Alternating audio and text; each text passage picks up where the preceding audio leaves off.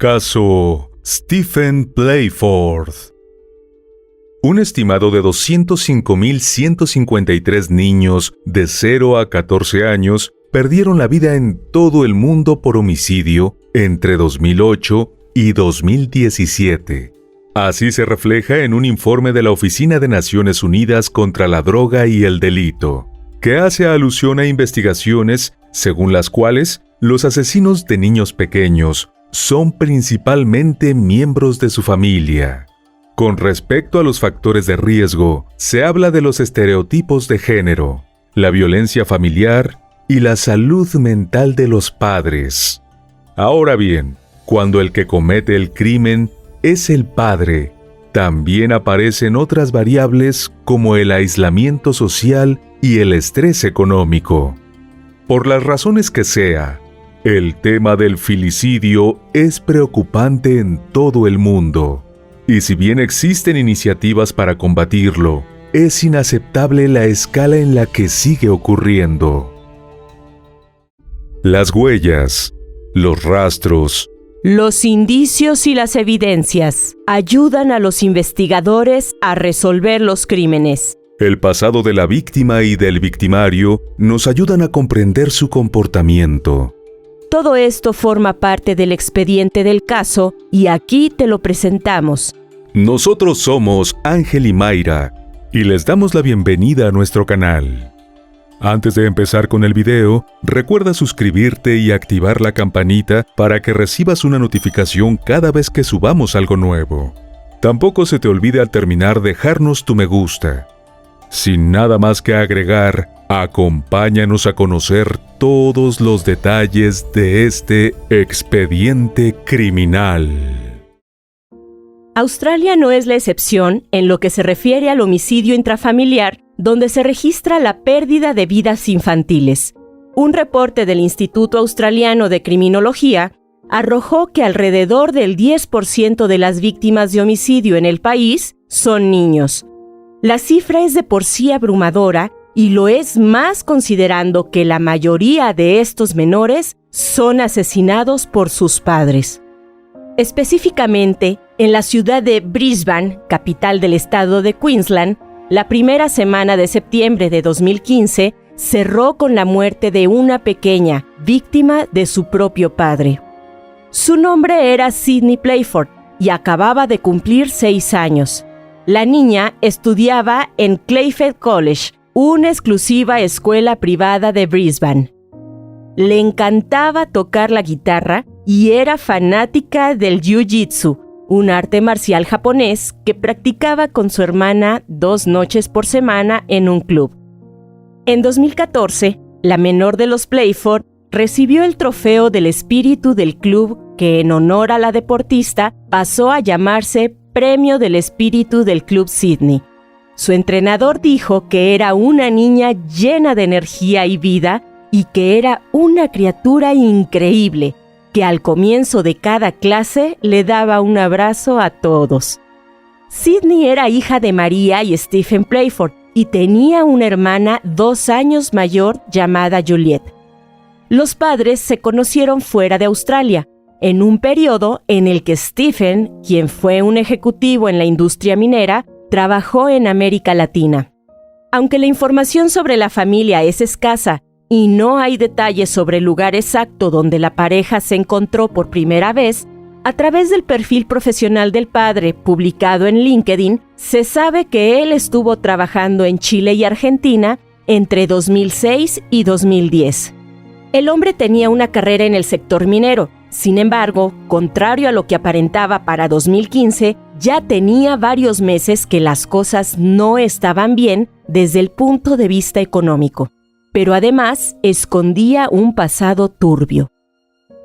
Stephen se formó en el Colegio Católico Waverley y fue a la Universidad de Nueva Gales del Sur en Sydney, donde estudió comercio y se especializó en finanzas y sistemas. Según información publicada por el Courier Mail, con base en entrevistas realizadas a amigos, los padres de Stephen se separaron y su educación fue inadecuada. En la secundaria lo llamaban cara de rata y también lo recuerdan como un individuo frío y desconectado. a la vez que muy brillante. Por otro lado, fue un sujeto que no tomó ni se drogó y que no se metió en problemas. El joven tuvo pocas habilidades sociales, pero eso no le impidió conseguir trabajo al salir de la universidad. Otros conocidos se refirieron a él como un playboy a quien compararon con Richard Gere en la película Mujer Bonita. Comentaron que siempre estuvo enseñando sus billetes, interpretando el rol de hombre de mundo, rico y elegante. Para sus allegados, siendo muy joven, Stephen pareció sentirse despreciado por su familia, como si sus padres no lo creyeran capaz de progresar. Llegó a decir que no se gustaba a sí mismo y que quería ser algo diferente. Uno de sus conocidos hizo alusión a una oportunidad en la que a mediados de los 80 reunió a algunos de sus amigos en un bar de Sydney y les comunicó que tenía SIDA y que se iría al extranjero a morir. Sin embargo, antes de cumplirse un año desde la despedida, él volvió y reconoció que había mentido sobre la enfermedad y que robó $100,000 de un banco de Sydney en el que trabajó, dinero con el cual financió ese tiempo que pasó en Europa. Poco después de su regreso, fue arrestado y pasó 5 años en prisión. Una vez libre, siguió adelante con su vida e inició su carrera en el sector minero. En esa época aprendió castellano y viajó a Sudamérica, donde conoció a la que fue el amor de su vida y la madre de sus hijas.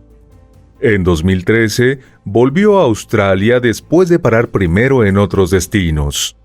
En 2014, dejó su puesto como ejecutivo en una compañía minera y se mantuvo desempleado y sin ingresos, pues se negó a encontrar un trabajo con menor salario y se resistió a buscar apoyo en Centrelink, una agencia de seguridad social del gobierno australiano.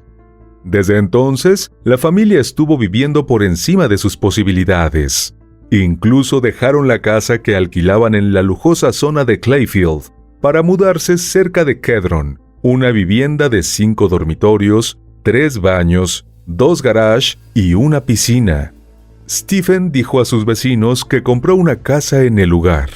La situación se fue complicando, y para marzo de 2015, María habló de divorciarse.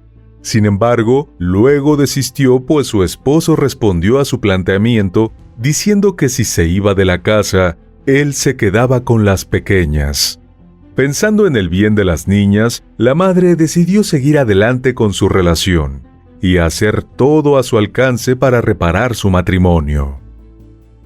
Pero las cosas no mejoraron, todo lo contrario. En su afán de mantener la apariencia de ser rico, cuando de hecho estaba endeudado y sin trabajo, la situación financiera siguió decayendo y Stephen se vio imposibilitado de cubrir los gastos.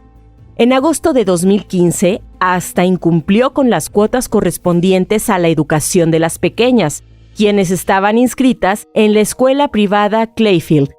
Derrotado y demasiado orgulloso para pedir ayuda, comenzó a pensar en una salida extrema: terminar con la vida de su esposa e hijas y luego con la suya. Comenzó la búsqueda de información en Internet y decidió que recurriría al gas nitrógeno, que al inhalarse impide que el cuerpo reciba oxígeno, produciendo un envenenamiento de las células que puede conducir a la muerte. Adquirió varios cilindros, así como reguladores y mascarillas que almacenó en su domicilio, y también contrató una póliza de vida a nombre de su esposa por 1.25 millones. Los 2 días previos a la tragedia fueron de celebración, pero todo cambió de repente cuando su esposa le preguntó si verdaderamente hubiera sido capaz de alejarla de las niñas si ella se separaba. Él dijo que no lo sabía y se molestó pensando que estaba insistiendo en el divorcio. Sintió que había llegado el momento de llevar a cabo su planificado triple asesinato para después acabar con su vida. Irónicamente, la decisión de actuar la tomó el día 6, una fecha en la que se celebraba el Día del Padre y apenas un día después del 6º cumpleaños de Sydney. La madrugada del lunes 7, mientras su esposa y las niñas dormían, Stephen escribió varios correos electrónicos de despedida, aunque no los envió. Posteriormente, fue por su hija menor e hizo que inhalara gas a través de una mascarilla, pero al ver que eso no funcionó, la asfixió con un cojín mientras le pidió disculpas y le dijo que no se preocupara, porque pronto todos estarían juntos. Una vez que la niña dejó de moverse, volvió a colocarle la mascarilla de gas y cuando la pequeña dejó de respirar, la llevó a su cama. En ese momento, Stephen solo pensó en seguir adelante e ir por su siguiente víctima. Entró a la habitación de su hija mayor y la llevó abajo. Ella estaba medio despierta, por lo que le pidió que se pusiera la mascarilla en su rostro y respirara profundo. La niña quería volver a su cuarto y decidió permitírselo, pero una vez ahí, la quiso estrangular. Sin embargo, la pequeña gritó y se defendió hasta que logró soltarse. El escándalo despertó a María, quien fue velozmente al cuarto de Juliette. Una vez ahí, la sobreviviente le contó lo que pasó, pero el padre aseguró que se había tratado de una pesadilla. Entonces, ambas se fueron a dormir a la recámara de la pareja, mientras Stephen decidió seguir adelante con la idea de quitarse la vida. Así que tomó su vehículo y condujo hasta el Parque Nacional Gold Coast. Ahí dejó salir el gas de los cilindros y al no lograr el resultado esperado, ató el tubo alrededor de su cuello. A eso de las 8 de la mañana del lunes, María fue a la habitación de Sidney y descubrió que su niña pequeña no respiraba. Desesperada se comunicó con emergencias, pero los paramédicos que atendieron al llamado, proveniente del domicilio ubicado en la calle Sturt de Kendron, encontraron que la pequeña tenía varias horas de haber fallecido.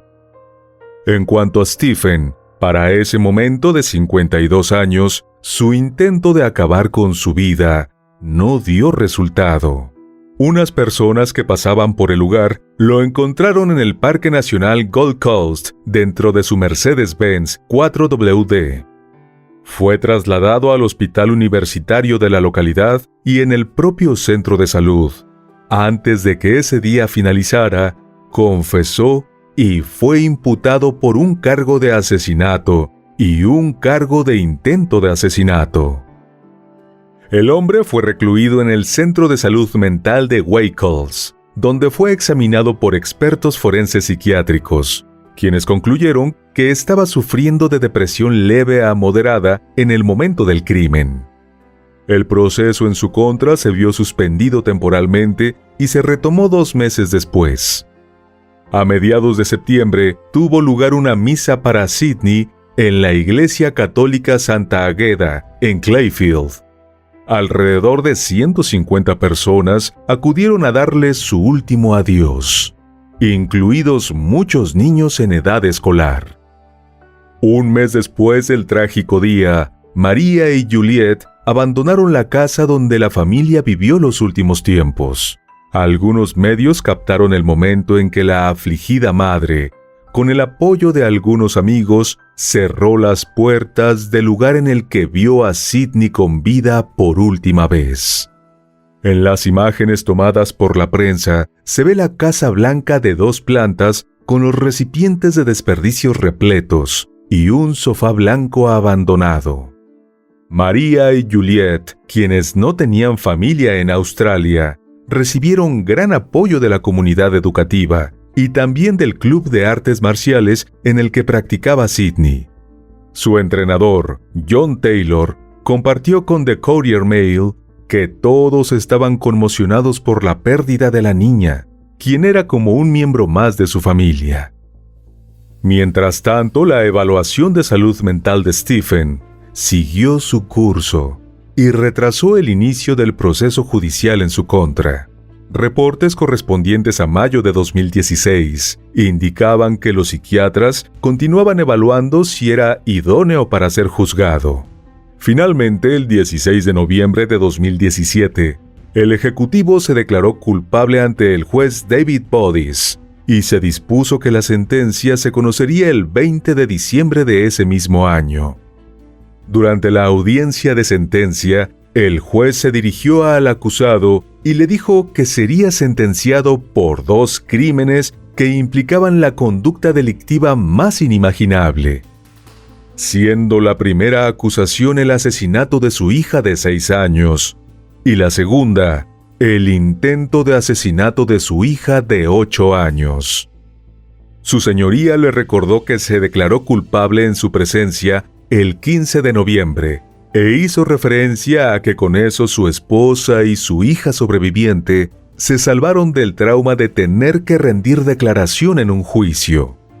De esta manera, también se les evitó tener que escuchar detalles gráficos que hubieran sido necesarios durante dicho proceso. El magistrado explicó que para fijar la sentencia, tomó en cuenta el hecho de que la declaración de culpabilidad ahorraba tiempo y dinero a la comunidad y representaba su cooperación con la administración de justicia. Al referirse a los crímenes, el juez hizo un repaso cronológico de los hechos y las circunstancias en las que se encontraba el acusado y su familia ese fatídico día, así como los días y meses anteriores. María, la madre de Sidney, en su declaración de impacto, manifestó que su vida y la de su hija mayor estaban devastadas y que la niña desarrolló una condición de estrés extremo por el recuerdo de lo que vivió esa noche. El juez le dijo al acusado que para su esposa y su hija será muy difícil superar el hecho de que un hombre que fue un padre amoroso llegara a ejercer ese nivel de violencia contra sus niñas. También le advirtió que tendría que vivir con las consecuencias de sus acciones por el resto de su vida.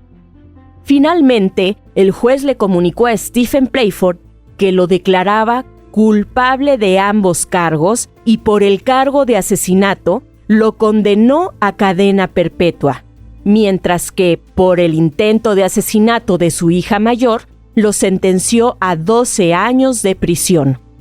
El caso de Sidney fue por sí solo impactante, pero el hecho de que coincidió con otros 2 sucesos relacionados con la violencia intrafamiliar en los primeros días de septiembre de 2015 le dio todavía más relevancia. Su trágica muerte, sumada a la de Tara Brown, ocurrida apenas un día después, el 8 de septiembre, y a la de Karina Locke, el día 10 del mismo mes, fueron un grito de alerta para la comunidad y las autoridades de Queensland. Tara, de 24 años, fue asesinada por su expareja, quien la atacó en su automóvil en una carretera y la golpeó repetidamente en la cabeza con una pieza de acero. A Karina la asesinó a tiros su esposo, del que se encontraba separada, en el estacionamiento de un restaurante de comida rápida. Sus historias fueron un recordatorio de los inaceptables niveles de la violencia intrafamiliar y de la necesidad de redoblar esfuerzos para evitar que se repitan tragedias como estas. Meses antes de estos espantosos sucesos, un equipo especial dedicado a abordar ese tema entregó al primer ministro un informe titulado «Ni ahora ni nunca. Poner fin a la violencia doméstica y familiar en Queensland», que tenía 140 recomendaciones. Ese mismo año, el 18 de agosto, semanas antes de estos asesinatos, el gobierno del estado aceptó las 121 sugerencias dirigidas a las autoridades y apoyó las 19 orientadas a organismos no gubernamentales. Pero la conmoción que produjeron los crímenes de Sidney, Karina y Tara, ocurridos uno tras otro, hizo que se planteara poner el acelerador a las reformas. Al día de hoy, se habla de logros como el establecimiento de cortes especializadas, la creación de nuevos refugios y la conformación de equipos de alto riesgo. También se incorporó una iniciativa a nivel educativo, que es uno de los aspectos fundamentales para abordar esta problemática. a través de un programa orientado a inculcar el respeto como una actitud fundamental para conducir a cambios generacionales positivos. Aunque estas reformas resultan indudablemente positivas, todavía queda un gran recorrido por delante para evitar nuevas víctimas producto de la violencia intrafamiliar. Y bueno, querido oyente, aquí cerramos el expediente de hoy. Te esperamos en otra entrega para que juntos analicemos todos los detalles de los más terribles crímenes de la historia. Nos vemos hasta otro expediente criminal. Adiós.